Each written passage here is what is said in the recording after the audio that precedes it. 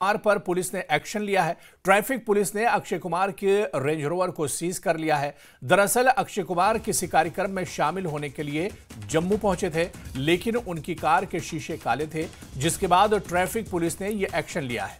Police ने motor अधिनियम के तहत यह कार्रवाई की है। पुलिस का दावा है कि कार में काले शीशे लगे हुए थे। हालांकि इस कार्रवाई से पहले ही अक्षय कुमार वहां से दूसरी कार में बैठकर जा चुके थे। ट्रैफिक पुलिस का कहना है कि सेलिब्रिटी हो या आम नागरिक, कानून सबके लिए बराबर है। जो नियमों का उल्लंघन करेगा उस पर आगे भी ऐसे ही कार्रवाई की जाएगी।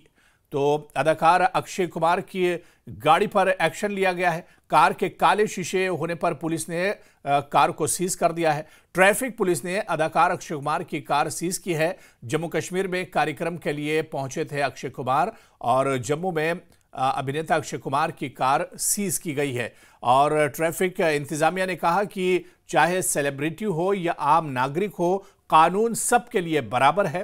तो ऐसे में एक्टर अक्षय कुमार पर बड़ा एक्शन लिया गया और उनकी कार, जिसमें ब्लैक शीशा लगा था, ब्लैक फिल्म वाला शीशा लगा था, उसे सीज कर दिया गया है। ट्रैफिक पुलिस ने अक्षय कुमार की कार को सीज किया है। और आपको बता दें कि एक कार्यक्रम में शामिल होने के लिए अक्षय कुमार जम्मू पहुंचे हुए थे।